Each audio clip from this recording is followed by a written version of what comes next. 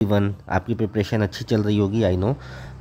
UPSC first had started an initiative for the UPSC 2026 prelims appearing students. जो इस बार 2026 में prelims appear कर रहे हैं, इनके लिए हम लोग एट यूपीएससी फर्स्ट पॉलिटी की क्लासेस से स्टार्ट कर रहे हैं। हम कवर सब कुछ करेंगे, पर स्टार्ट अभी पॉलिटी से किया है। यहाँ पे ना एम लक्ष्मीकांत, जो आपकी फेवरेट बुक है सबकी, मतलब हर एक स्टूडेंट जो पॉलिटी पढ़ता है वो पढ़ता है, वो अभी हम स्टार्ट कर रहे हैं कवर करना। ठीक है, इसका लेटेस्ट एडिशन कौन सा है? 8th addition. 8th एडिशन अभी चल रहा है, इसको हम कवर करेंगे और बाई फर्स्ट पेज हम कवर करेंगे। ठीक है, जैसे फर्स्ट जो चैप्टर है वो हिस्टोरिकल बैकग्राउंड है, वहाँ से हम कवर करेंगे और हर लास्ट चैप्टर तक जाएंगे। ठीक है, आपको मतलब अगर आप लेक्चर्स देख रहे हो तो समझ में आ रहा है तो आपको बुक लेने की भी शायद ज़रूरत ना पड़े। ठीक है, आप लेक्चर्स के थ्रू ही कर सकते हो। और बेस्ट पार्ट हमारे लेक्चर का ये रहेगा कि हम जो भी चीज़ एक्सप्लेन करेंगे वो प्रॉपर एक्सप्लेनेशन के साथ साथ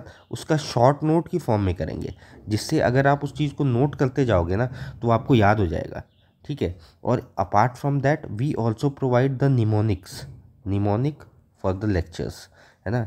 निमोनिक का क्या मतलब होता है? शॉर्ट तरीका होता है किसी भी चीज़ को याद रखने का।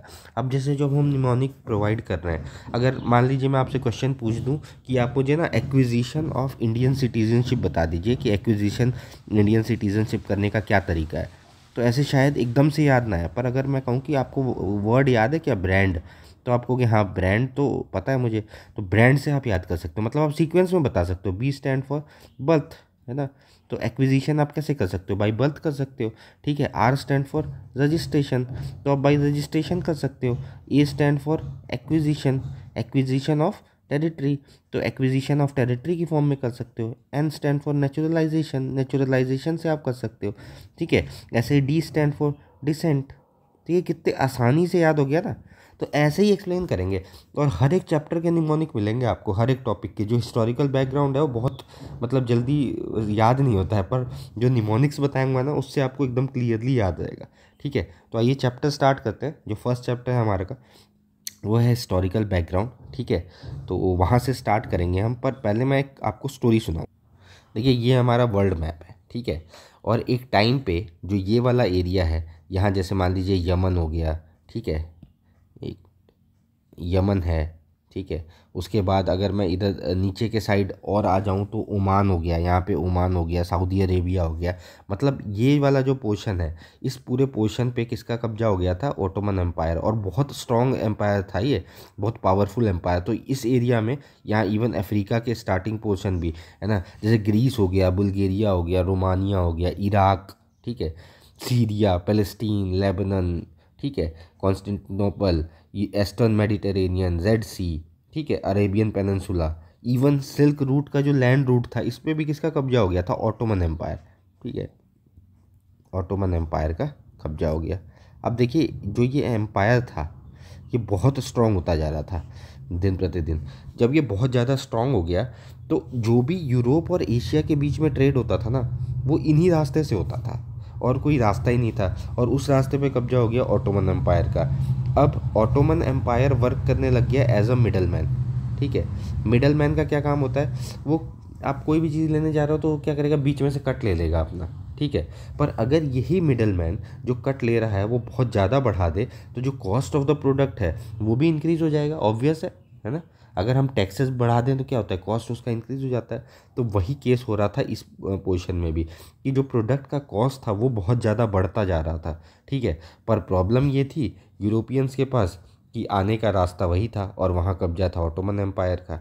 तो अब सबसे ज़्यादा प्रॉब्लम यही थी कि भाई कॉस्ट से ज़्यादा हायर 2000-3000 टाइम्स प्रोडक्ट का कॉस्ट चला जा रहा था और वो कोई पे नहीं करना चाह रहा था। तो यूरोपियंस ने 15-16 सेंचुरी के आसपास जो एरा था ना, वहाँ पे बेसिकली इस एरा में ना अल्टरनेटिव रूट्स ढूंढ रहे थे सारे ट्रेडिंग के लिए, ये कि भाई कैसे ट्रेडिंग की जाए। और बाई चांस उस पीरियड में जो आपका पुर्तगाल है ना, जो पोर्तुगल है आपका, यहाँ पे एक प्रिंस थे, प्रिंस हेनरी। सबने नाम सुना होगा, प्रिंस हेनरी। ठीक है, प्रिंस हेनरी का क्या काम था? ये इंटरेस्टेड थे बहुत ज़्यादा किसमें? नेविगेशन में। है ना, नेविगेशन रूट में, शिप बिल्डिंग में बहुत ही इंटरेस्टेड रहते थे। ठीक है, तो इनको आपने सुना होगा, इनको नाम भी दे दिया था हेनरी द नेविगेटर। ठीक है, और कुछ टाइम के बाद क्या हुआ कि पुर्तगाल से ही एक आदमी ने 3 शिप्स ऑर्डर की, 3 शिप्स उसने ऑर्डर की, और कुछ सिक्योरिटी गार्ड लिया उसने। और ये जो सदर्न पोर्शन है आपका, इसको क्या कहते हैं, Cape of Good Hope. Cape of Good Hope, इसको केप ऑफ गुड होप के नाम से जाना जाता है। तो इस केप ऑफ गुड होप के रास्ते होता हुआ वो कहाँ पहुँच गया, इंडिया पहुँच गया। ठीक है, आप सभी जानते हैं इस पर्सन का नाम, क्या नाम है, वास्को डी गामा। ठीक है, करेक्ट। और आपको जान के हैरानी होगी कि ये बंदा जब 1498 में इंडिया पहुंचा, तो जो इसने जो कॉस्ट अपनी शिप्स बनाने में, सिक्योरिटी में, या सारी चीज़ों में, जितना इसको एक साल में अप्रॉक्स ट्रैवल करने में जो खर्च आया, उसका 60 टाइम्स ज़्यादा पैसा इसने कमा लिया। ठीक है, इसने क्या किया, यहाँ से स्पाइसेस और जो क्लॉथ्स वगैरह थे वो ले जाके यूरोप में बेचे, है ना, और जो प्रॉफिट था इसका कितना था, 60 टाइम्स हायर प्रॉफिट था। ठीक है, अब बहुत सारे लोगों को नहीं पता होगा कि ये जो पर्सन था ये दोबारा आया था 1502 में, है ना। तो जो वास्को डी गामा था ये 1502 में दोबारा आया था, और दोबारा आके इसने यहाँ से फिर से वही ट्रेडिंग वगैरह किया। ठीक है, पर जो मेन चीज़ है वो है 60 टाइम्स जो हायर इसको प्राइस मिला ना, ये बात जो है ना, लाइक अ फॉरेस्ट फायर की तरह ये पूरे यूरोप में फैल गई कि भाई ट्रेडिंग से इतना फ़ायदा हो रहा है ना, 60 टाइम्स हायर। अब हुआ क्या भाई, वही चीज़ जो सब कुछ होता है, कोई एक लाइन दिखती है सब उसी में घुसने लग जाते हैं, है ना। तो जो यूरोपियन कंपनीज थी उनमें भी होड़ लग गई कि भाई हम भी चलेंगे, हम भी ट्रेडिंग करेंगे। तो अब जो यूरोपियन कंपनीज हैं वो ट्रेडिंग के लिए कहाँ आने लग गई, एशिया की तरफ आने लग गई, या आप कह सकते हो इंडिया आने लग गई। ठीक है, तो अगर मैं यूरोपियन ट्रेडिंग कंपनीज़ के नाम देखूं, ये आपको याद रखना होगा, यूरोपियन ट्रेडिंग कंपनीज़, अगर मैं इनका नाम देखूं तो पहले नंबर पे कौन आया, पहले नंबर पे आए आपके, कौन आया था, पोर्तुगीज़ ही तो आए, वास्को डी गामा आया ना, पोर्तुगीज़ फर्स्ट नंबर पे आए। सेकंड नंबर पे कौन आया आपका, सेकंड नंबर पे आए Dutch. Dutch are the people from Holland. Okay, Holland के पीपल थे ये। एंड थर्ड नंबर पे आए आपके ब्रिटिशर्स। ठीक है, और फोर्थ नंबर पे आए कौन, डेन्स, इनको डेनमार्क, ठीक है, डेनमार्क से आए थे ये। और फिफ्थ नंबर पे आए कौन, फ्रेंच। ठीक है, ये देखिए ये 5 ट्रेडिंग कंपनीज आई थी इंडिया में। ठीक है, फॉर द ट्रेडिंग। अब अगर क्वेश्चन आता है, इसका क्वेश्चन आता है कि यूरोपियन ट्रेडिंग कंपनी का सीक्वेंस में बताइए, या पहले कौन आया, दूसरा कौन आया था, तीसरा, तो इसके लिए देखिए जो आपका निमोनिक आपको याद रखना है, वो निमोनिक आपको याद रखना है, please don't eat delicious food. ठीक है, please don't eat delicious food, please for Portuguese, don't for Dutch, eat से आपको याद रखना है ब्रिटिशर्स, है ना, delicious for Danes, and food for French. ठीक है, आसान है, याद रहेगा। ठीक है, अब जब ये सारे आए ट्रेडिंग कंपनीज यहाँ पे आई, तो अब जब कोई भी आया तो देखिए, आप अगर देखेंगे वर्ल्ड मैप तो कहाँ से आए, समुद्र के रास्ते से आए, और आ कहाँ पे रहे हैं, यहाँ किनारे पे आ रहे हैं। तो ये क्या करेंगे, अपनी फैक्ट्रीज डेवलप करेंगे। तो फैक्ट्रीज जब ये डेवलप करेंगे तो कहाँ पे करेंगे, ये फैक्ट्रीज जब डेवलप करेंगे तो ये फैक्ट्रीज भी तो कोस्ट पे ही करेंगे, है ना। तो जो भी ट्रेडिंग कंपनीज थी उन्होंने अपना जो सेंटर बनाया वो कहाँ बनाया, कोस्ट पे बनाया। अच्छा, एक चीज़ और मुझे बताना था, जैसे फैक्ट्रीज़ हम कह रहे हैं कि फैक्ट्रीज़ डेवलप की है ना, पर फैक्ट्रीज़ यार वो फैक्ट्री नहीं है जो आप सोच रहे हो कि फैक्ट्री डेवलप किया, क्योंकि फैक्ट्री तो था ही नहीं, है ना। ये लोग तो बस एज अ ट्रेडिंग कंपनी आ रहे थे, सामान लेके जा रहे थे, है ना। तो फैक्ट्रीज़ वर्ड जो है वो आप थोड़ा सा समझना होगा कि जो क्लैरिकल वर्क पर्सन करते थे ना, जो क्लैरिकल वर्क जितने भी करते थे, ये जो पर्सन थे इनको फैक्टर कहा जाता था। ठीक है, तो ये क्लैरिकल वर्क करने वाले पर्सन जिस जगह पे या जिस गोडाउन पे या जिस वेयर हाउस में बैठते थे, ठीक है, उस एरिया को क्या फैक्टर से क्या हो गया, फैक्ट्रीज हो गया। ठीक है। यहाँ कोई मशीन्स वगैरह नहीं लगी थी, यहाँ बस जो यूरोपियन ट्रेडर्स थे वो अपने सामान ला के रखते थे और यहाँ से फिर शिप से अपना उसको यूरोप पहुँचा देते थे, बस यही काम था। ठीक है, कोई फैक्ट्री डेवलप नहीं थी, इस चीज़ को समझिएगा, है ना, कि कोई फैक्ट्री प्रॉपरली डेवलप नहीं थी यहाँ पे। ये वेयर हाउस थे बेसिकली, जहाँ पे क्लैरिकल वर्क्स होते थे। ठीक है, तो क्लैरिकल वर्क को क्लैरिकल्स को फैक्टर्स कहते थे, तो वहाँ से हो गई फैक्ट्री। और लेके क्या क्या जाते थे, तो पहले नंबर पे ये क्या लेके जाते थे, स्पाइसेस, है ना, मसाले लेके जाते थे। और दूसरे नंबर पे क्या लेके जाते थे, कॉटन टेक्सटाइल, सबको पता है कॉटन टेक्सटाइल्स लेके जाते थे। अच्छा, एक क्वेश्चन मैं पूछना चाहता हूँ कि ये जो कॉटन टेक्सटाइल लेके जाते थे, ये फिनिश्ड गुड होते थे या रॉ मटेरियल होता था? है आइडिया किसी को? ये फिनिश्ड गुड होते थे आपके, ठीक है, ये रॉ मटेरियल नहीं लेके जाते थे, ये फिनिश्ड गुड ही, स्टार्टिंग में फिनिश्ड गुड लेके जाते थे, बाद में रॉ मटेरियल इन्होंने लेके जाना शुरू कर दिया, पर स्टार्टिंग में फिनिश्ड गुड ही लेके जाते थे, है ना। 1757 तक जो इंडिया था उसने 1/4 एरिया पे मतलब इसका आधिपत्य था for the manufacturing of the finished good of cotton textile. ठीक है, और जब ये ट्रेड करते थे, जैसे मान लीजिए इन्होंने कॉटन टेक्सटाइल खरीदा, तो उसके बदले में ये क्या देते थे, ये उसके बदले में देते थे गोल्ड, गोल्ड के जो बार्स होते थे, गोल्ड बार्स, जिनको क्या कहते हैं, बुलियन कहते हैं हिंदी में, है ना। तो ये प्रोवाइड करते थे, गोल्ड बार्स देते थे ये, इसीलिए इंडिया को क्या कहा, सोने की चिड़िया भी कहा जाता है। ठीक है, और अब देखिए, जैसे मान लीजिए बहुत सारी ट्रेडिंग कंपनीज आ रही हैं, तो बेसिकली ये क्या सोचेंगे, भाई हमें मैक्सिमम प्रॉफिट हो, है ना। तो प्रॉफिट के लिए ये जब ये सोचते थे भाई मैक्सिमम प्रॉफिट हो, तो उसके लिए इनको क्या चाहिए, मोनोपोली चाहिए, जिसकी मोनोपोली होगी उसी को ज़्यादा प्रॉफिट होगा। तो अब ये सोचने लग गए मोनोपोली के बारे में कि हमें कैसे हमारा आधिपत्य, अकेले का आधिपत्य होगा। ठीक, अब मोनोपोली के लिए क्या करने लग गए, लड़ने लग गए आपस में, इन्होंने क्या शुरू कर दी, लड़ाई शुरू कर दी। ठीक है, तो बाकियों की तो जो बाकी जो कंपनीज थी, यूरोपियन कंपनीज थी, उनकी बहुत ज़्यादा आपको पढ़ने की ज़रूरत नहीं है। मेन आपको जो याद रखना है वो रखना है, क्योंकि बेसिक कंटेंडर कौन था, इंग्लिश और फ्रेंच, यही थे मेन कंटेंडर, इन्हीं की लड़ाइयाँ हुई। ठीक है, अब ये यूरोप में भी लड़ते थे और सेम टाइम वो इंडिया में भी लड़ते थे। जब इनकी कंपनीज यूरोप में लड़ती थी तो इंडिया में भी लड़ती थी, पर इन दोनों की जब भी लड़ाइयाँ होती थी, ठीक है, अभी मैं थोड़ा एक्सप्लेन करता हूँ आपको। फ्रेंच की ने भी कुछ फैक्ट्रीज बनाई हुई थी और इंग्लिश ने भी फैक्ट्री बनाई हुई थी।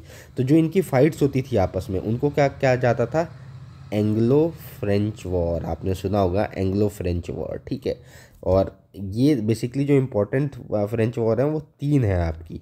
ठीक है, एक 1746 से 1748, दूसरी जो हुई थी 1749 से 1754, और जो तीसरी हुई थी वो हुई थी 1758 से 1763। ठीक है, तो अब ये जो तीसरी वॉर हुई, इसके बाद क्या हो गया, इंग्लिश बिकम द विक्टोरियस, वो जीत गए। ठीक है, और इन्होंने क्या किया, जो फ्रेंच फैक्ट्रीज थे उनको भी कैप्चर कर लिया। अब कई बार क्वेश्चन आ जाता है कि जो फ्रेंच फैक्ट्रीज हैं उनके नाम बताइए, या इंग्लिश जो फैक्ट्रीज हैं उनके नाम बताइए। उसके पहले मैं आपको एक चीज़ बताना चाहता हूँ कि ये एंग्लो वर्ड क्यों यूज़ किया गया, क्यों, क्योंकि जो जो जो ट्राइब है जो इंग्लिश की, वो क्या है, एंग्लो, है ना, जैसे द्रविडियन वैसे एंग्लो हो गया। ठीक है, अब देख लेते हैं कि ब्रिटिशर्स की फैक्ट्री कहाँ कहाँ पे थी, है ना। तो ये मान लीजिए आपका मैप है इंडिया का। तो सबसे पहले इन्होंने स्टार्ट किया था 1611 में, कहाँ पे स्टाब्लिश किया इन्होंने, मसूलीपट्टनम में, पट्टनम में। ठीक है, उसके बाद जो दूसरी फैक्ट्री इन्होंने एक बनाई, वो बनाया सूरत में, 1613 में इन्होंने सूरत में बनाया। और तीसरी जो बनाई इन्होंने, ये बनाया था 1633 में बालासोर, बालासोर में। ठीक है, बालासोर में बनाया। तो ये जो फैक्ट्रीज हैं, ये किसकी फैक्ट्री हैं, ये ब्रिटिश या इंग्लिश फैक्ट्रीज हैं, है ना, या इंग्लिश लिख लीजिए, ब्रिटिश और इंग्लिश की फैक्ट्रीज हैं। ठीक है, ऐसे ही जो फ्रेंच फैक्ट्रीज हैं वो कौन कौन सी थी, तो फ्रेंच ने जो फैक्ट्रीज बनाई थी, अब फ्रेंच की भी फैक्ट्रीज देख लेते हैं, फ्रेंच की फैक्ट्रीज कहाँ कहाँ पे थी। तो फ्रेंच की जो पहली फैक्ट्री थी वो थी आपकी सूरत में, और सूरत कहाँ है भाई, गुजरात। ठीक है, दूसरी फैक्ट्री कहाँ बनाई इन्होंने, माहे, माहे कहाँ है, कर्नाटका। तीसरी बनाई पुडुचेरी, पौंडीचेरी के नाम से जाना जाता था उस टाइम। ठीक है, सबको पता है कहाँ है। तीसरी फैक्ट्री कहाँ बनाई इन्होंने, जिंगी, जिंगी कहाँ है आपका, तमिलनाडु। ठीक है, और जो लास्ट थी वो कहाँ थी, चंदन नगर, चंदन नगर, और ये कहाँ था, वेस्ट बंगाल। ठीक है, तो ये फैक्ट्रीज बनाई। अब जब ब्रिटिशर्स से फ्रेंच हार गए तो इस पर भी कब्जा कर लिया इन्होंने। ठीक है, ये समझ में आया आपको, यहाँ तक क्लियर हुआ। ठीक है, अब जितनी भी फैक्ट्रीज थी इन्होंने लेटर इनको सक्सीड कर लिया। बेसिकली 3 फैक्ट्रीज, देखिए इसको थोड़ा समझने के लिए मैं जल्दी जल्दी बता रहा हूँ, बहुत एक्सप्लेन नहीं कर रहा हूँ, ताकि आपको चीज़ें थोड़ा सा ओवरव्यू समझ आ जाए, ताकि हम मेन चैप्टर स्टार्ट कर सकें, है ना। तो इसके बाद जो इनको सुपरसीड किसने कर दिया, 3 मोस्ट इम्पॉर्टेंट फैक्ट्रीज ने, मोस्ट इम्पॉर्टेंट। अब देखिए यहाँ फ्रेंच ख़त्म हो गया है ना, यहाँ से ब्रिटिशर शुरू हो गए, इन्होंने वहाँ हराने के बाद ये सब पे कब्जा कर लिया, और 3 मोस्ट इम्पॉर्टेंट फैक्ट्री हो गई हमारी। ठीक है, पहली कौन सी हो गई, बॉम्बे, ये आपको समझना है, बॉम्बे 1668। दूसरी फोर्ट सेंट जॉर्ज 1639, ये जो थी ये कहाँ थी, मद्रास में, है ना, मद्रास। और जो तीसरी फैक्ट्री थी वो थी फोर्ट विलियम, नाम आता है इसका बार बार, फोर्ट विलियम। ठीक है, यहाँ कहाँ, कलकत्ता। और ये थी इसका, ये जो डेट था वो था 1698। बाद में क्या हुआ, ये जो 3 इम्पॉर्टेंट फैक्ट्रीज थी ना, या जो ब्रिटिशर्स हैं उन्होंने क्या किया, इसके अराउंड फोर्ट डेवलप करना शुरू कर दिया। ठीक है, फोर्ट डेवलप करना शुरू कर दिया, और बाद में ये जो एरिया था ना, इसी को कहा जाने लग गया प्रेसिडेंसीज। ठीक है, प्रेसिडेंसीज सुना होगा ना सबने, प्रेसिडेंसी टाउन, वो यही एरिया थे। ठीक है, बस क्या किया कि फोर्ट डेवलप करने लग गए, फोर्ट डेवलप करने के बाद इन्हीं को प्रेसिडेंसी कहने लग गए। ठीक है, और फोर्टिफाइड सिटी हो गया, एक तरफ वाइट हाउस हो गया जहाँ पे वाइट रहते थे, और एक तरफ ब्राउन हाउस हो गया। ठीक है, बहुत ज़्यादा डीप में नहीं जाना है अभी, है ना, हम नहीं जा रहे हैं उतना डीप में, क्योंकि चैप्टर भी स्टार्ट करना है, बस थोड़ा एक ओवरव्यू आपको समझ में आ जाए कि क्या है। ठीक है, यहाँ तक क्लियर है सबको। अब देखिए स्टार्ट करते हैं, आपका जो चैप्टर 1 है ना, हिस्टोरिकल बैकग्राउंड, वो स्टार्ट करते हैं।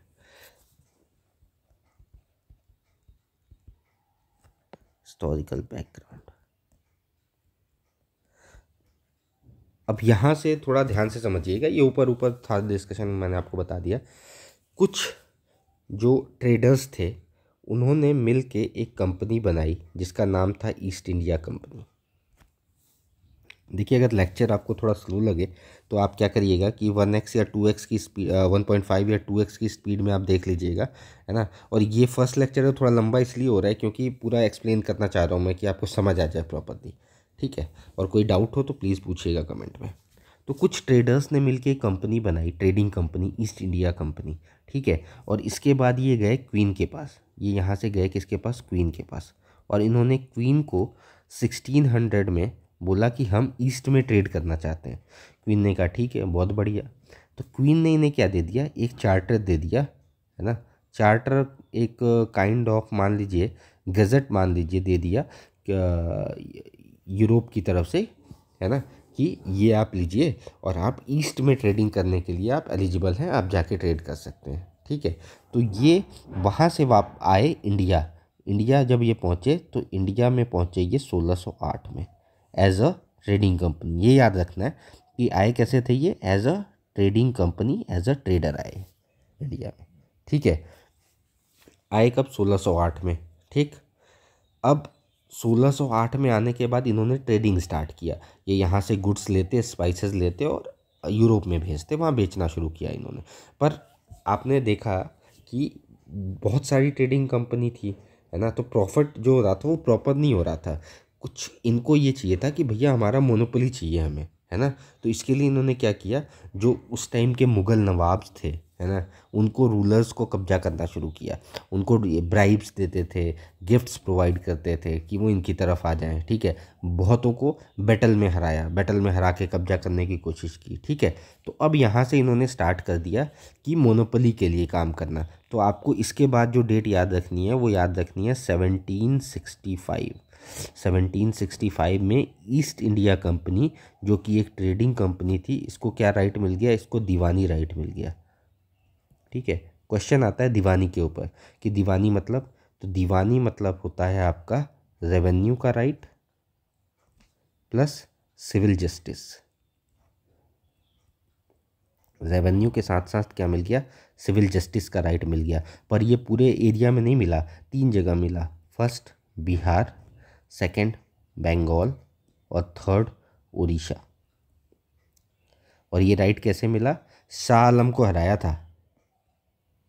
शाह आलम को इन्होंने हराया किसमें, बैटल ऑफ बक्सर, सबने सुना होगा बैटल ऑफ बक्सर 1764। जब इन्होंने शाह आलम को हराया बैटल ऑफ बक्सर में, तो इन्होंने दीवानी राइट मिल गया, ठीक है, ईस्ट इंडिया कंपनी को 1765 में। ठीक है, अब इसके बाद जो इम्पोर्टेंट डेट आपको याद रखना है वो है 1858 में जो था वो British crown governance of India के लिए था। ठीक है, ये याद रखना है आपको, डेट ये याद रखिएगा बस। 1858 में क्या था भाई, ब्रिटिश क्राउन जो थी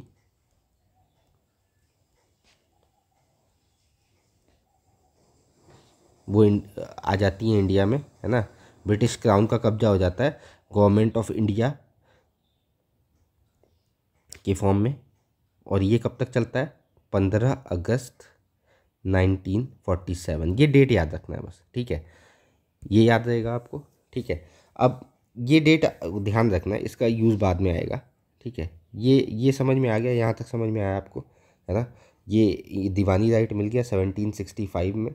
अब दीवानी राइट के बाद कंपनी ने देखा कि भाई ये तो अपने हिसाब से ही चीज़ें कर रहे हैं, प्रॉफिट इनको बहुत ज़्यादा हो रहा है, और ये जब यहाँ आते हैं तो बताते हैं कि कंपनी लॉस में चल रही है। इनके जो ऑफिसर्स थे, इन्होंने जब ये वहाँ जाते थे तो भाई देख रहे हैं कि मर्सिडीज़ BMW, है ना, डिफेंडर खरीद रहे हैं, और कंपनी कह रही है कि मैं लॉस में जा रही हूँ, है ना, वो वहाँ से लोन ले रही है। तो थोड़ा सा जो ब्रिटिशर्स थे ना, उन्होंने इनके ऊपर जो इनके जो बुक्स हैं, जो अकाउंट्स हैं, वो देखना शुरू किया।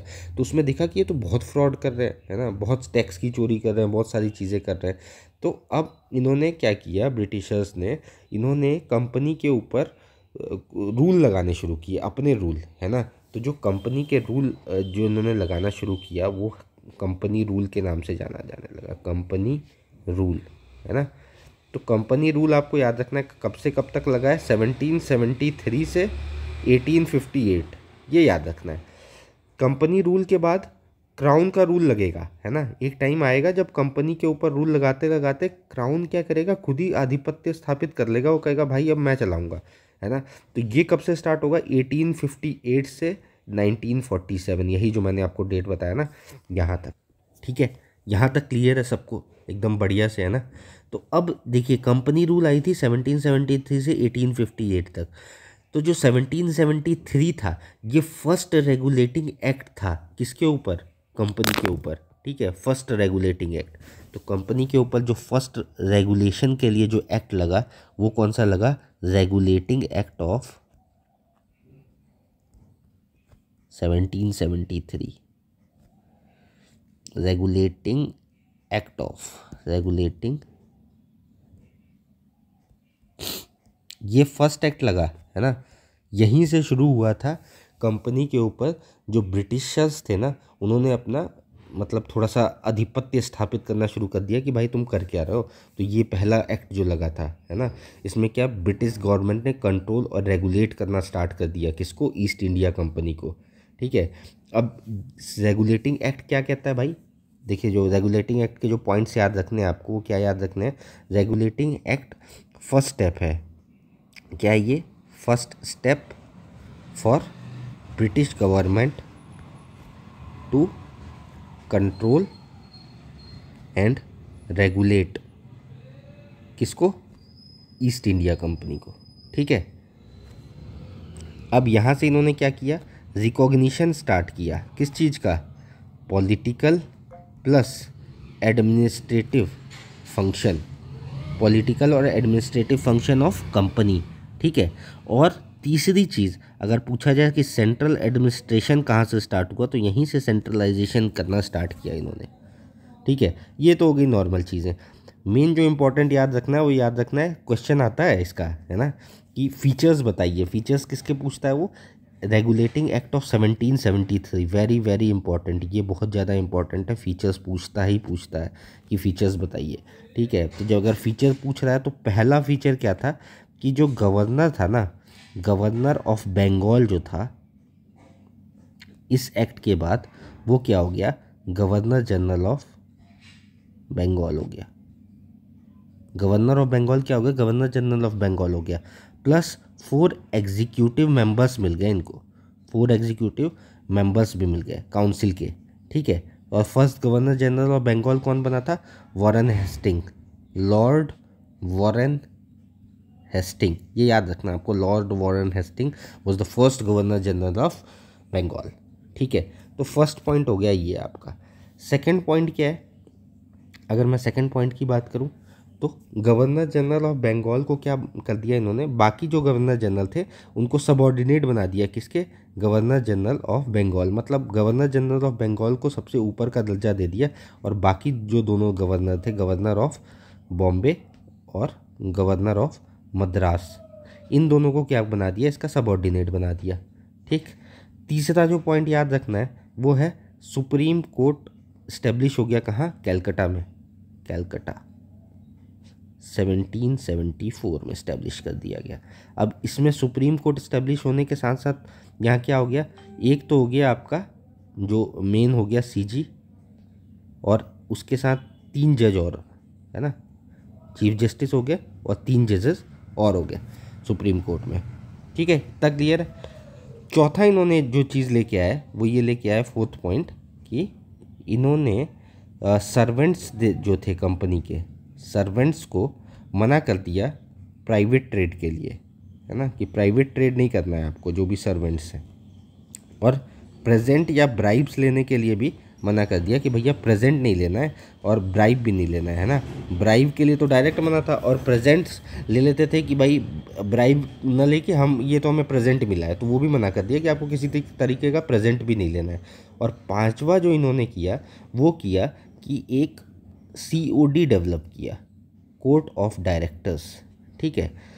और इनका रिपोर्ट किसको रहता था, इनको रिपोर्ट करना रहता था किसको, ब्रिटिश गवर्नमेंट को, इनको ब्रिटिश गवर्नमेंट को रिपोर्ट करना रहता था COD को। गवर्निंग बॉडी थी ये कंपनी के लिए और रिपोर्ट करती थी ब्रिटिश गवर्नमेंट को। और किस किस चीज़ के बारे में इनको बताना रहता था, रेवेन्यू के बारे में, सिविल मैटर्स के बारे में और मिलिट्री अफेयर्स के बारे में, ठीक है। तो ये 5 पॉइंट थे जो आपको याद रखना है, रेगुलेटिंग एक्ट ऑफ 1773। अब इसको यार याद कैसे रखें, ये तो बड़ा टफ लग रहा है ना।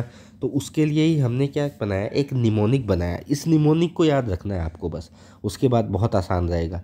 आपको क्या याद रखना है कि 4G जो कंपनी है, 4G की जो कंपनी है, ये सुप्रीम कोर्ट चली गई। सुप्रीम कोर्ट क्या करने गई, इन्होंने सुप्रीम कोर्ट से जाके कहा कि भाई एक कंपनी है RCM नाम की, वो हमें क्या कर रही है, COD नहीं दे रही है, कैश ऑफ डिलीवरी नहीं दे रही है ना। RCM नाम की कंपनी है, ये हमें कैश ऑन डिलीवरी नहीं दे रही है। ये 4G कंपनी के ना सर्वेंट्स याद रखना, सर्वेंट्स गए थे, है ना, 4G कंपनी के सर्वेंट्स गए थे कि हमें ट्रेडिंग करनी है और हमें जो प्रेजेंट्स वगैरह जो हमें रहते हैं वो भी हमारे आते रहते हैं, है ना, लेकिन ये जो कंपनी है RCM ये हमें COD नहीं दे रही है, ठीक है। 4G कंपनी के जो सर्वेंट थे वो गए सुप्रीम कोर्ट के पास। अब देखिए कितना आसान है, आपको याद रखना है, 4G से आपको याद हो जाएगा कि 4 एग्जीक्यूटिव मेंबर और governor become the governor general, है ना। तीसरा सुप्रीम कोर्ट इस्टेब्लिश हुआ, ठीक है, सुप्रीम कोर्ट इस्टेब्लिश हुआ आपका, है ना, ये पॉइंट हो गया, ये पॉइंट हुआ। उसके बाद कोर्ट ऑफ डायरेक्टर इस्टेब्लिश हुए जिनको रिपोर्ट करना था ब्रिटिश गवर्नमेंट को। और RCM से याद रखना है कि रेवेन्यू मैटर में, ठीक है, दूसरा मैटर क्या था रेवेन्यू के अलावा, सिविल मैटर, और तीसरा मैटर क्या था, मिलिट्री मैटर। इन मैटर्स के बारे में बताना था। और अगर हम चौथा पॉइंट देखें कि सर्वेंट्स को प्राइवेट ट्रेड और प्रेजेंट या लेने की कोई भी वो गवर्नमेंट ने अलाउ नहीं किया था कि आपको कोई प्राइवेट ट्रेड में नहीं करना है या प्रेजेंट या ब्राइब नहीं लेना है। और ये वाला पॉइंट आपको याद ही रहेगा कि भाई इसको मेन बना दिया तो governor general of Bengal higher position पे हो गया और बाकी दोनों सबऑर्डिनेट हो गए, ठीक है। आई होप ये आपको समझ में आया होगा, ये ट्रिक समझ में आई होगी। 4G जो सर्वेंट्स थे वो चले गए सुप्रीम कोर्ट के पास कि COD हमें नहीं दे रहा है, RCM कंपनी COD नहीं प्रोवाइड कर रही है ना। आई होप ये लेक्चर समझ में आएगा। बाकी के जो हैं वो इसके आगे करेंगे। ये लेक्चर थोड़ा लंबा हो गया क्योंकि पूरा एक्सप्लेन करना था। बाकी के लेक्चर्स में आपको और मज़ा आएगा, ठीक है। Thank you.